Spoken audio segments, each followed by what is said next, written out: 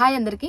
ఈరోజు మన వీడియో వచ్చేసేసి చాలా మందిని మనం చూస్తూ ఉంటాము. అమెరికా రావాలని చాలా ఇంట్రెస్ట్ చూపిస్తూ ఉంటారు. వచ్చిన వాళ్ళు మాక్సిమం ఇక్కడే సెటిల్ అవుతారు తప్పనించి ఎవరు కూడా మళ్ళీ రిటర్న్ రావాలి అని చెప్పేసి మనం చాలా తక్కువ మందిని చూస్తూ ఉంటాము. ఫింగర్స్ మీద లెక్కేసుకోవచ్చు అనమాట. మళ్ళీ రిటర్న్ వచ్చి అక్కడ సెటిల్ అయ్యే వాళ్ళు.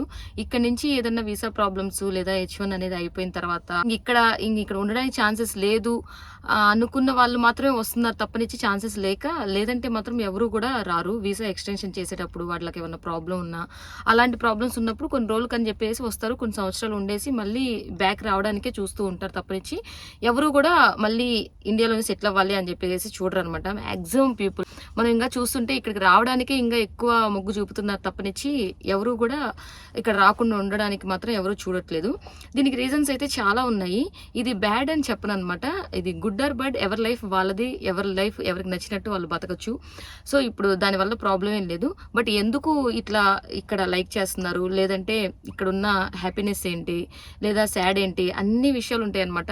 ఏదైనా సరే ఒకటి బాగుంది అంటే ఇంకోటి బాగాలేదే అని కాదు. అదే ప్లేస్లో మంచి చెడు రెండూ ఉంటాయి, కష్ట సుఖాలు ఉంటాయి. కాకపోతే ఎక్కువ సుఖం ఎక్కడ ఉంది ఏంటి అనే దాని మీద ఎక్కువ ఇంట్రెస్ట్ చూపించి దానికి మనం ప్రిఫరెన్స్ అనేది ఎక్కువ ఇస్తూ ఉంటారు. సో ఇక్కడున్న కష్ట నష్టాలు ఏంటి, కష్ట సుఖాలు ఏంటి అనే విషయాలు అయితే ఈరోజు మనం ఈ టాపిక్లో అయితే మాట్లాడుకుందాము. సో ఫస్ట్ మనం చూసుకుంటే మాత్రం ఫస్ట్ మంచి చూద్దాం అనమాట. ఈ నెక్స్ట్ బ్యాడ్ ఏంటి అనేది చూద్దాము. విషయానికి వస్తే మెయిన్ చాలా క్వాలిటీ ఆఫ్ లైఫ్ అనేది ఉంటుంది. చాలా క్వాలిటీగా లైఫ్ని అయితే లీడ్ చేయొచ్చు. ఎందుకంటే ఇక్కడ మనకి కల్తీ కానీ అలాంటి ఎక్కువగా మనకి చూడం అనమాట.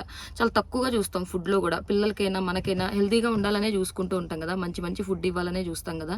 మిల్క్ దగ్గర నుంచి మనం ఫుడ్ రెస్టారెంట్స్కి వెళ్ళినా లేదా గ్రాసరీ తెచ్చుకున్నా కానీ మనం ఇప్పుడు గ్రాసరీ ప్యాకెట్స్ తెచ్చుకుంటే మాకు రాళ్ళు అలాంటివి ఏమన్నా కనిపిస్తాయి అనే భయం ఉండదు అనమాట. ఆ ప్యాకెట్ తెచ్చుకుంటే దాంట్లో ఏవి కూడా ఇసుక రాళ్ళు అట్లాంటివి ఏమీ కనిపించకూడదు. రైస్లో అయినా సరే, పప్పుల దినుసుల్లో అయినా సరే, ఎలాంటివైనా సరే పిల్లలైనా మనమైనా మంచి ఫుడ్ మంచి హెల్తీగా అయితే ఉంటాము.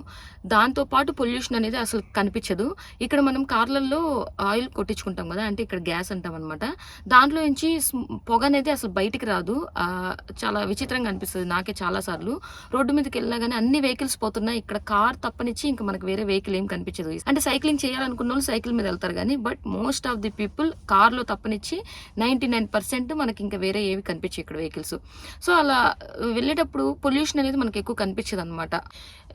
పొల్యూషన్ వల్లనే కదా మనకి లోపల పార్ట్స్ అన్ని పాడైపోతూ ఉంటాయి. మనం కొంచెం ప్రాబ్లమ్స్ ఫేస్ చేస్తూ ఉంటాం కదా. అలాంటివి చాలా తక్కువగా ఉంటుంది అనమాట. అలాగే ఇక్కడ జనాభా చాలా తక్కువ కదా. సో జనాభా తక్కువ ఉండేసరికి ప్రతిదాన్ని కూడా లీడ్ చేయడం ఈజీగా ఉంటుంది. ప్లేస్ ఏమో ఎక్కువగా ఉంటుంది, జనాభా తక్కువగా ఉంటుంది. అందులోనూ ఈ జనాభాలు కూడా ఎవడి పని వాడు చేసుకుంటూ పోతాడు తప్పనిచ్చి కొంచెం మోసం చేయాలని, కన్నింగ్గా చేయాలి అని చెప్పేసి అలాంటి ఆలోచనలు అలాంటివి ఏమి ఉండవు. అలాంటివి ఉన్నాయి అంటే మాత్రం ఇక్కడ కఠిన శిక్షలు ఇమీడియట్గా అమలు చేస్తూ ఉంటారు. ఈ మధ్య కొత్తగా ట్రంప్ పెట్టిన రూల్ వచ్చేసి ఒకటి ఉంది. ఎవరైనా సరే రేప్ చేసిన కల్చర్ అంటే ఇక్కడ ఎవరినైనా చంపినా కూడా వాళ్ళని ఇమీడియట్గా చంపేశారు అని చెప్పేసి రూల్ అయితే పెట్టేశారు. సో చాలా మంచి రూలు. ఈ రెండు ప్రాబ్లమ్స్ మనం ఇండియాలో బొచ్చడని చూస్తాము. ఇక్కడ చూడమని కాదు, ఇలా చేస్తే ఇమీడియట్గా వాళ్ళు యాక్షన్ తీసుకుంటారు.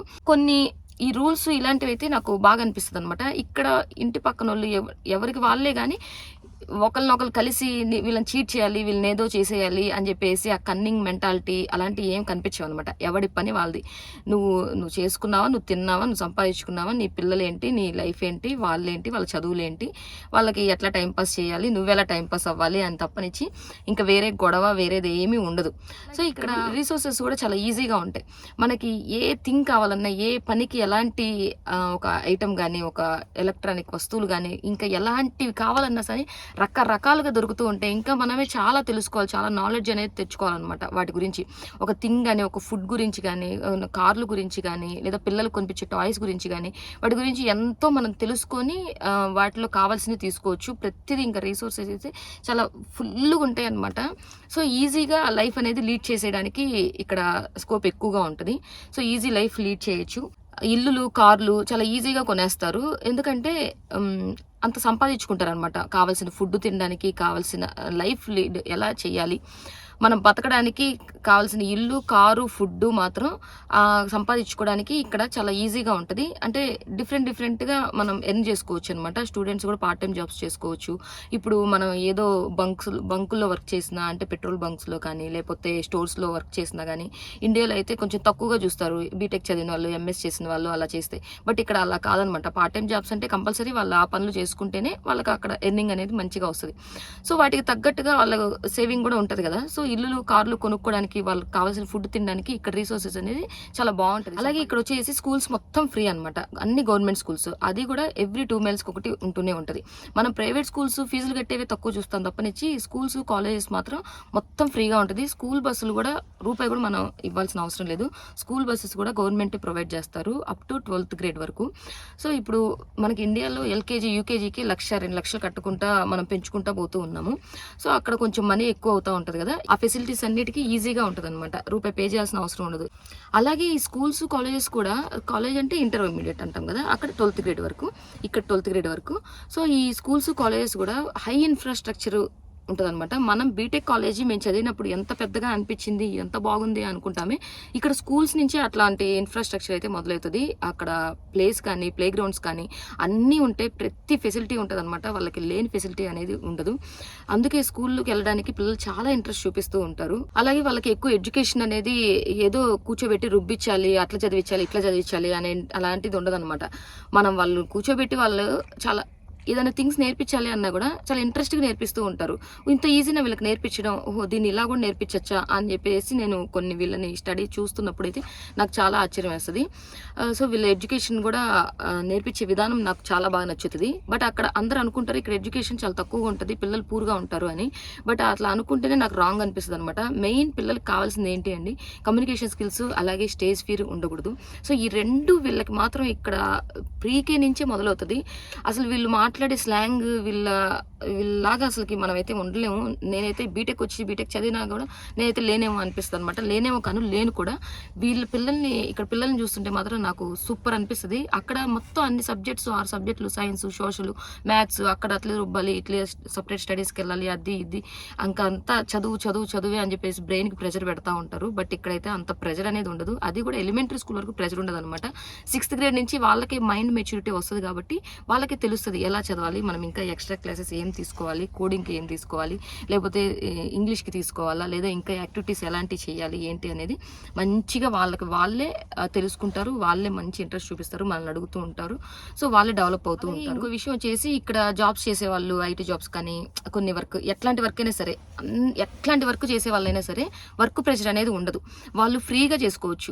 ఎంత టోల్నైనా సరే వాళ్ళని పేరు పెట్టే పిలవాలి. అంటే గౌరవం ఇచ్చుకోవాలన్నమాట. పేరుతోనే గౌరవం ఇచ్చుకుంటారు. ఎవరిని తక్కువ చేయరు. కులమతాలతో తక్కువ చేయడం కానీ, లేదంటే వర్క్ పరంగా తక్కువ చేయడం కానీ. ఇక్కడ పని చేసే వాళ్ళైనా సరే, ట్రంప్ అయినా సరే పేరు పెట్టే పిలుస్తారు. ఒకళ్ళకొకళ్ళు మంచిగా రెస్పెక్ట్ ఇస్తారు. నీది ఈ కులం, నాది ఈ కులం అని చెప్పేసి అసలు ఆ డిఫరెన్షియేట్ అనేది చెయ్యరనమాట. నువ్వు ఇంత సంపాదిస్తున్నావు, నేను ఇంత సంపాదిస్తున్నా, నువ్వు తక్కువ జాతి, లేకపోతే నువ్వు తక్కువ సంపాదిస్తున్నావు కాబట్టి, నువ్వు నా కింద పనిచేస్తున్నావు కాబట్టి నువ్వు తక్కువ అనే విషయాలు కూడా అసలు ఇక్కడ ఉండవు అనమాట. ఇలాంటి ఉండకుండా మనిషిని మనిషిలాగా చూస్తూ మనిషిని బతకాలని నాకైతే ఎప్పుడు అనిపిస్తూ ఉంటుంది. సో మనిషిని మనిషిలాగా చూడడం చాలా ఇంపార్టెంట్. ఇక్కడ అసలు అలాంటి గొడవ అనేది ఉండదనమాట. ఎవరిని కూడా డిస్క్రిమినేట్ చేయరు అనమాట. అందరూ ఒకటే. ఇక్కడ ప్రతి ఒక్కళ్ళు సమానమే. అది ఎవరికైనా శిక్ష వెయ్యాలి అన్నా సరే, ఎవరికైనా ఎవరు రెస్పెక్ట్ ఇవ్వాలన్నా సరే. అలాగే ఇక్కడ ప్రతి స్కూల్ వచ్చేసి మార్నింగ్ 7:30 to 3 వరకు ఉంటుంది కదా. అంటే 3 నుంచి పిల్లలందరూ ఖాళీగానే ఉంటారు. ఇంకా వీకెండ్స్ కూడా 2 days హాలిడేస్ ఉంటాయి. ఇంకొంచెం ఎక్కువ టైం అనేది కనిపిస్తూ ఉంటుంది అనమాట. సో పిల్లలు ఫ్యామిలీతో స్పెండ్ చేయొచ్చు. అలాగే వర్క్ చేసే వాళ్ళు కూడా కొంచెం టైం ఎక్కువ స్పెండ్ చేయడానికి ఫ్యామిలీతో టైం ఎక్కువగా ఉంటుంది. వీకెండ్స్ కూడా ఇక్కడ వీళ్ళకి హాలిడేసే ఉంటాయి కదా.